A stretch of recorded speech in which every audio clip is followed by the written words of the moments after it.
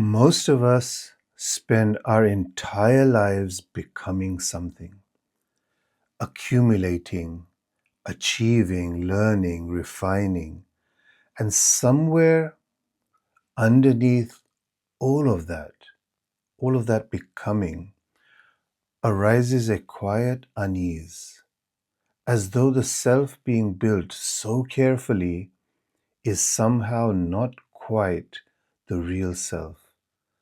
There is an Upanishadic story, 3,000 years old, about a young man who felt exactly this without knowing he felt it.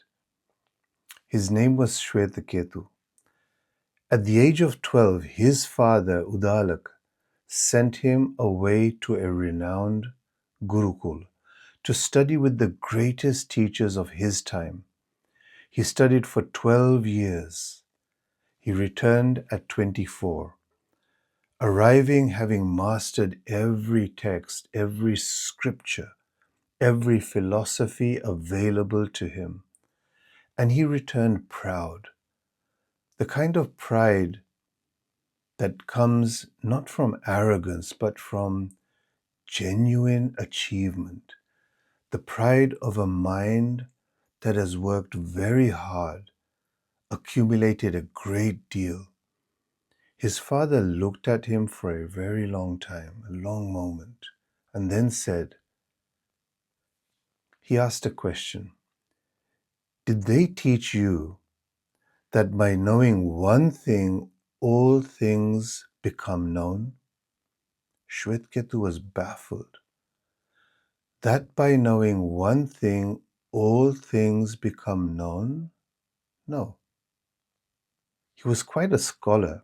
He understood that knowing one subject does not teach you all subjects. For example, by mastering geometry does not automatically illuminate every other topic. No, he said. What is that knowledge? Please teach me. And Udalak pointed to a lump of clay sitting between them. He said, by knowing this single lump of clay, you know the truth of everything made of clay. The pot, the picture, the plate, the jar, all of them different in nama rupa, in name and form. However, all of them completely dependent on the clay for their very existence. Remove the clay and the pot disappears. It was never really a pot. It was always clay wearing the temporary shape of a pot. Then Udalak showed a nugget of gold. Every ornament you have ever seen, the ring, the necklace, the bangle, different in name, different in form, different in appearance, the same gold, and remove the gold, and the ornament vanishes. There was never an ornament, only gold wearing the shape of an ornament. And then iron. Every tool, the blade, the hammer, the needle, different names, different forms, different purposes. One substance. Know the substance, and you know the truth. Of every form the substance has ever taken. Now, before we go any further, before any word is placed on what this substance is, feel something. Right now, these words are arriving. The sound, the meaning, the thoughts arising, the body receiving all of it. Is there something that permeates all of this? Something that is not the sound, yet is present in the hearing of it. Something that is not the thought, and yet is present in the thinking of it. Something the way thread is present in cloth, not visible as a separate thing, not standing apart from the cloth, and yet without it, there would be no cloth at all. The oldest teachers of this tradition opened one of their most sacred texts, the Upanishad, with a single line, Isha Vasyam Idam Sarvam. All of this, every single thing is permeated, clothed, inhabited by the one presence. This does not mean that everything becomes the same, or that the pot and the pitcher lose their difference. It simply means that underneath every difference, every form woven through every experience is the same thread, the same substance, the same clay, always present, never separate, impossible to remove from anything it has ever permeated. This is what Udalak was pointing at with the lump of clay. Non-duality. This word has been circling spiritual conversations for decades, recently becoming a hugely discussed topic, and yet it is almost universally misunderstood. Non-duality. Most people hear it and say, it means everything is one. The world is an illusion. All differences dissolve into some gray, undifferentiated sameness. This is not what it means. The word comes from the Sanskrit Advaita, which means simply not two. Why did they say this? They could have said one. And the difference between saying one and saying not two is everything. Here is a simple way to feel that difference. If someone says, the ocean and the wave are one, the mind immediately flattens them. Making them one is the focus. It erases the wave. It denies the reality of what is moving, what is cresting, what is breaking on the shore. The wave is real. The movement is real. The sound and the spray are real. Now, when someone says the ocean and the wave are not two, something different happens. The wave remains completely real.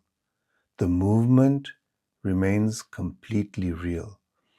And at the same time, the wave is recognized as the ocean itself in motion. Not separated from it, not other than it, nothing left for a single moment, only appearing to be separate, the way the pot appears to be separate from the clay. This is Advaita, not the denial of difference, not the erasing of the world. The ancient Indian sage Udalaka looked at his son and said, Tat Tvam Asi, that art thou. The clay is what you are. Now, every tradition that has ever loved the truth arrived at this same shore, sometimes from a different direction. The voice from the burning bush in the oldest Abrahamic tradition. When Moses asked for a name to bring back to his people, he received no name at all. Only this: I am that I am. And Jesus, in one of the most radical statements ever recorded, said simply, I and the Father are one. And then, I am in the Father is in me, and I am in you. The boundary between the individual and the source dissolved completely. The Sufi mystic disappeared so completely into this recognition that he could only say, I searched for the divine and found only myself. I searched for myself and found only the divine. The boundary dissolved. And the Christian mystic, Meister Eckhart, speaking from inside the same recognition, said something that the institution he served could barely contain. The eye through which I see is the same eye through which I am seen. 5 traditions, 5 languages, one clay. This is what the teaching of the pot was always pointing toward. The clay belongs to no tradition. It belongs to everyone who has ever stopped long enough to notice what they are made of. Now, Shwetketu listened to all of this. And at the same time, some point, the proud young scholar who had returned full of accumulated knowledge began to soften. Because something in what his father was pointing at could not be learned the way his knowledge had been learned. It could only be recognized, experienced. Look at what you actually are beneath the name, beneath the form, beneath the accumulated knowledge, and the story of you, of being a certain someone. And recognize the clay, the substance from which every experience arises, the awareness in which every thought appears, the open field that holds every sensation, every perception, every moment of your life without once being altered by any of it. There is a finger pointing toward the moon. The finger is not the moon. It only indicates a direction. Those who cling to the finger never discover what it was trying to reveal. And the moon has never belonged to any religion, any scripture, or any master. It has been quietly shining through every window of every tradition that has ever loved it. And perhaps it has been shining through this very moment too. Not somewhere else, not after more knowledge, not at the end of a spiritual journey. Simply here, right now, waiting not to be believed, but to be seen. The finger has done its work. Now, simply look.